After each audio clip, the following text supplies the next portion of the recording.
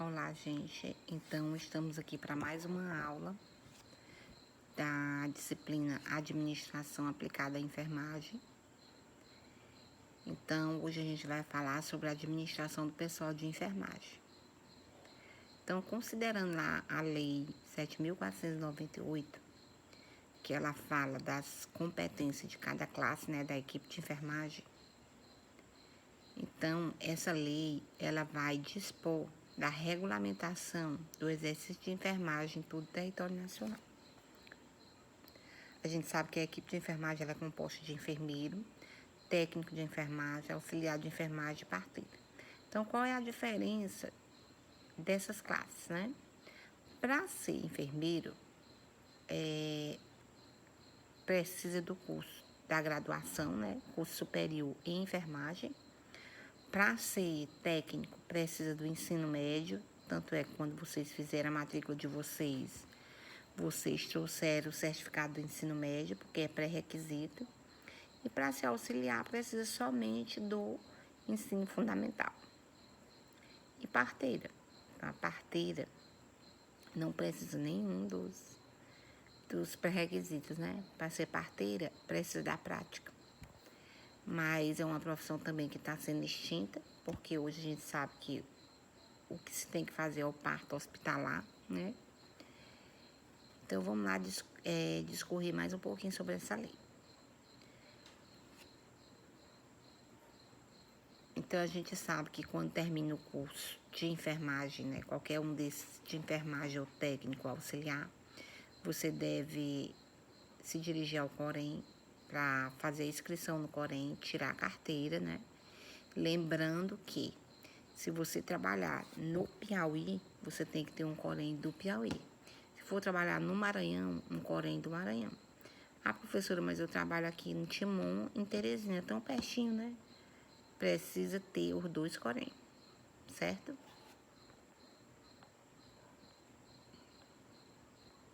Então, cabe privativamente ao enfermeiro. Então, quando a gente fala privativamente, a gente fala que são funções que são só dele, né?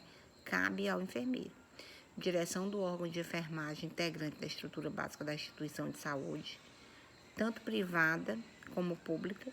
Então, a direção do órgão de enfermagem, a chefia de enfermagem é do enfermeiro.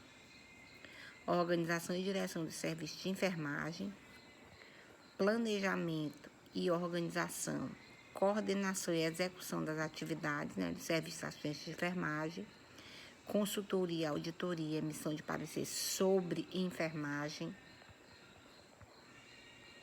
consulta de enfermagem, prescrição da assistência de enfermagem, cuidados diretos de enfermagem a pacientes graves com risco de vida, cuidado de enfermagem de maior complexidade técnica e que exijam conhecimento de base científica e capacidade de coceirinha boa, né? De tomar decisões imediatas, participação no planejamento, execução e avaliação da programação de saúde, participação na elaboração, execução e avaliação dos planos assistenciais de saúde, prescrição de medicamentos estabelecidos em programas. Então, não é todo medicamento, mas aqueles que o secretário de saúde autorizar em portaria, né? Então, lembrando que tem que ser autorizado.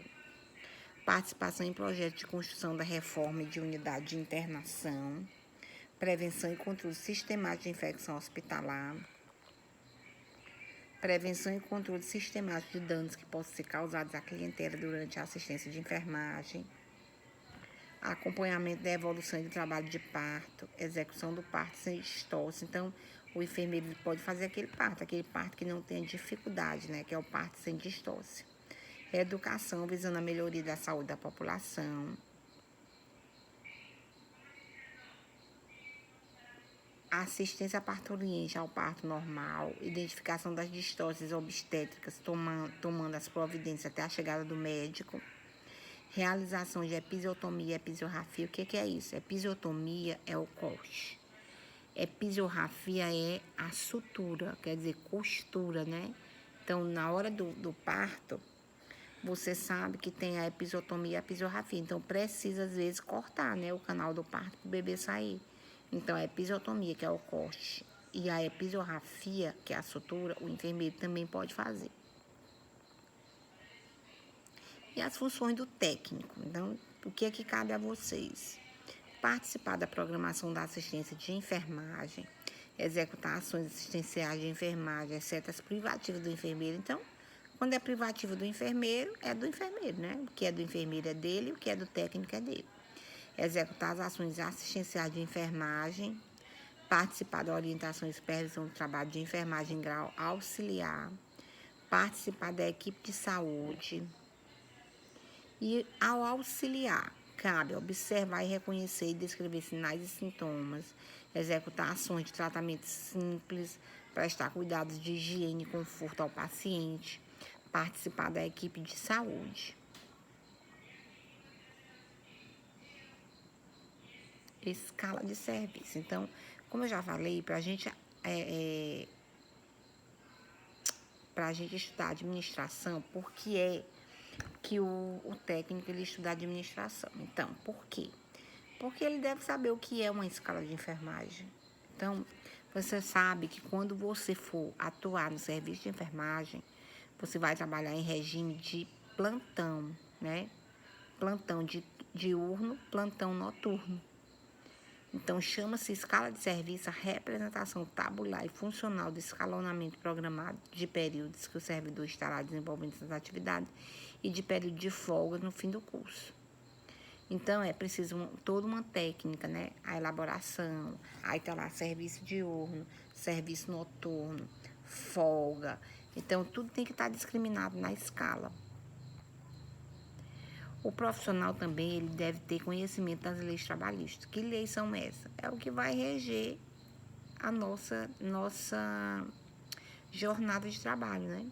Então, a gente deve saber que a jornada de trabalho, ela não deve ultrapassar, como é que se diz? Aliás, a jornada de trabalho, de acordo com o contrato de trabalho, deverá ser compatível com a legislação vigente. Então, os plantões noturnos não deverão exceder a 12 horas. Então, você vai entrar às 7 da noite e sair às 7 da manhã, 12 horas. Os servidores com 50 anos ou mais de idade ou 20 anos ou mais de serviço profissional deverão ser dispensados da escala de plantão noturno. Você sabe que o plantão noturno ele requer mais do profissional. Tanto é que um plantão noturno ele é mais caro do que o diurno. Justamente para rever as perdas, né? Que a gente deve trabalhar no noturno quando é novo. Quando vai ficando um pouco mais velho, você já deve se esquivar dessa escala noturna, né? Principalmente a partir de 50 anos. O servidor tem direito a, no mínimo, um dia ou 24 horas de descanso. Isso aí já está na CLT, né? Que o trabalhador ele trabalha a semana inteira e o domingo é de folga. Mas aqui vale lembrar que não é só o domingo. Pode ser um domingo, pode ser uma segunda, pode ser uma terça, pode ser uma quarta, pode ser um sábado. A escala, quem vai dizer qual é a sua folga é a sua escala.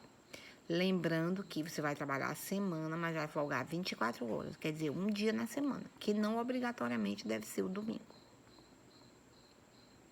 Deve ter conhecimento do regulamento da instituição, deve ter conhecimento sobre a duração semanal do trabalho, que é de 20 horas, 24 horas, 30 horas, 36 horas, 40 e 44 horas.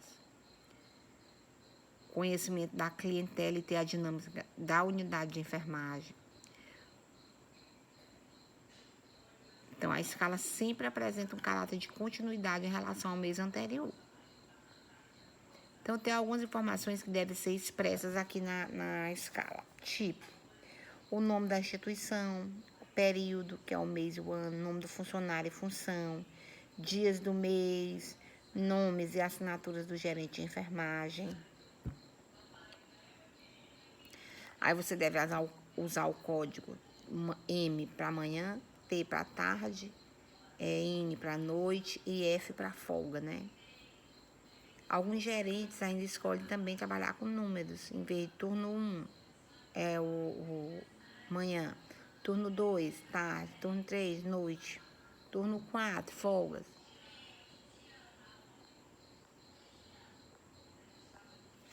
Aí sempre ter o cuidado de dividir esse pessoal, né? Quem faz essa escala é o enfermeiro. O enfermeiro faz a escala e distribui, mas sempre ele tem o cuidado de dividir, né, a quantidade e para não favorecer ninguém. Quem ficar de plantão noturno esse mês, no próximo fica diurno. Quem ficou plantão diurno nesse mês, no próximo fica noturno. Então, assim, sempre tem que balancear, né? Aí o processo de direção. Então, o que é dirigir? Dirigir é a terceira função do processo administrativo. Então, através dessa função que são tomadas decisões, emitidas ordens. Então, a gente tem que saber que tem que existir a direção. Qual é a função básica da direção? Então, envolve 5 elementos: delegação, motivação, liderança, supervisão, coordenação e controle. Quando a gente fala de delegação, ele significa dizer que o chefe ele vai delegar atividades para outros profissionais. Então, quando eu delego, eu distribuo as atividades, né? Eu descentralizo da minha mão e boto na mão de outra pessoa. Então, o bom chefe, ele deve pensar antes de delegar, ele deve escolher a pessoa ideal para delegar as funções, porque tem gente também que não gosta, né, de ser chamado a atenção e de ficar mandando. Então, ele deve pensar direitinho para quem que ele vai delegar suas funções. Quando a gente fala de motivação, a gente sabe que o enfermeiro, como ele é o chefe da equipe, ele deve se manter motivado e manter motivado o seu grupo, né, o que ele vai conduzir. Liderança. Ele fala também que o bom chefe, ele deve ser líder.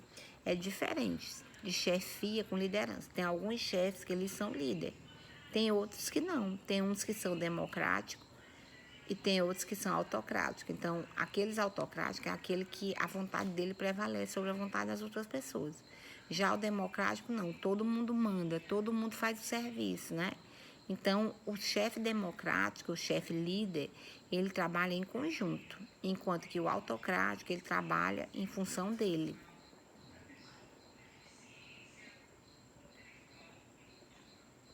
A supervisão é no sentido de delegou as atividades, aí você vai supervisionar. Se eu deixei o técnico lá da minha equipe, eu cheguei com a minha equipe e disse, olha, você, fulano, vai ficar com a enfermaria 6. Né? Lá tem 6 pacientes. Eu vou delegar a função para o meu técnico de enfermagem da minha equipe. Só que no momento que eu delego aquela função, eu vou lá supervisionar.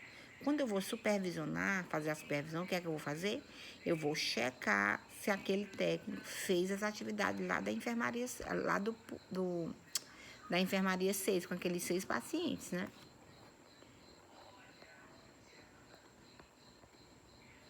E a coordenação, que é a distribuição ordenada do esforço do grupo, a fim de obter unidade de ação, consecução de um fim comum. Então, coordenar significa também uma atividade que vai trabalhar direto com a direção, né? O controle também, que é controlar as atividades feitas. E aí ele fala aqui também dos estilos de chefia, que ele fala que existe o chefe democrático, o chefe autocrático e o chefe liberal. Então, o chefe democrático é aquele que trabalha em conjunto com todos. Todo mundo se ajuda. O chefe autocrático, não. Esse líder é um líder ditatorial. Ele dita regras, ele dita funções. Ele não espera que você goste do que ele está mandando você fazer. Ele só diz assim, você vai fazer isso porque eu estou delegando para você isso aqui e pronto. E aia. Se você não quiser fazer, você sai fora da empresa, mas eu vou delegar isso aqui para você. Então, ele não espera a boa vontade dos outros. E o chefe liberal também não é bom porque ele deixa tudo à vontade. Gente, sem regra, nada funciona.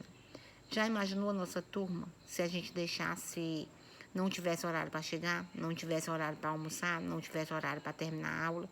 Todo mundo ia fazer assim, ia chegar a gente meio-dia, ia chegar a gente na hora de sair a aula, então não justifica. Então, coisa liberal também não presta, coisa à vontade, né?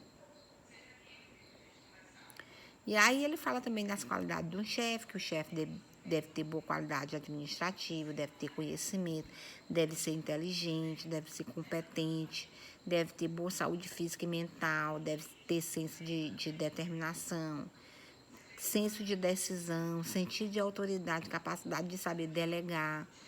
habilidade educativa. Aí fala também do mau chefe, que é tudo isso que eu falei ao contrário, né?